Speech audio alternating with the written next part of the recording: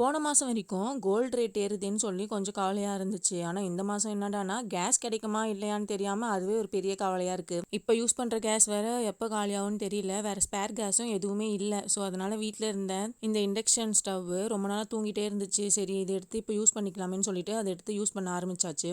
இதுக்கு முன்னாடிலாம் காலையில் ஒரு டிஷ்ஷு, மதியம் ஒரு டிஷ்ஷு, நைட்டுக்கு ஒரு டிஷ்ஷுன்ட்டு 3 வேளைக்கும் 3 டிஷ்ஷு பண்ணிட்டு இருந்தானா இப்போ ஒரு நாள் ஃபுல்லாக ஒரே டிஷ்ஷு பண்ணி ஓட்ட வேண்டியதாக ஆயிடுச்சு. நீங்கள் கேஸ் ஸ்டவ்வுக்கு அல்டர்னேட்டிவாக என்ன பண்ணுறீங்கன்னு சொல்லி கமெண்ட் பண்ணுங்கள். இப்போ இஃப்தார் சீசன் இல்லையா, அதனால இந்த புட்டிங் ரொம்பவே வைரலாக போயிட்டு இருந்துச்சு.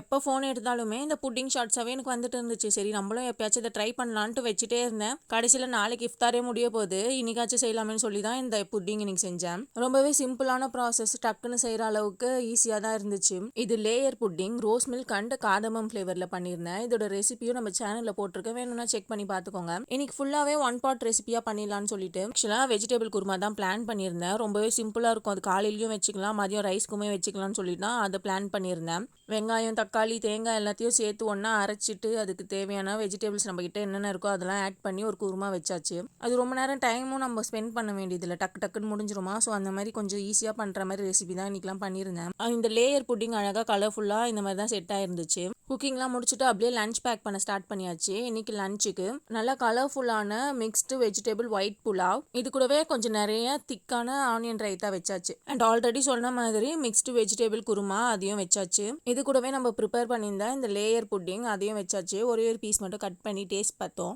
லஞ்ச் பேக் பண்ணி முடிச்சதுமே பிரேக்ஃபாஸ்ட் கொடுத்துட்டேன். பிரேக்ஃபாஸ்ட்டுக்கு இட்லி மாவு அரைக்கும் பொழுதே குதிரைவாலி அரிசியை ஆட் பண்ணி இட்லி பேட்டர் ரெடி பண்ணியாச்சு.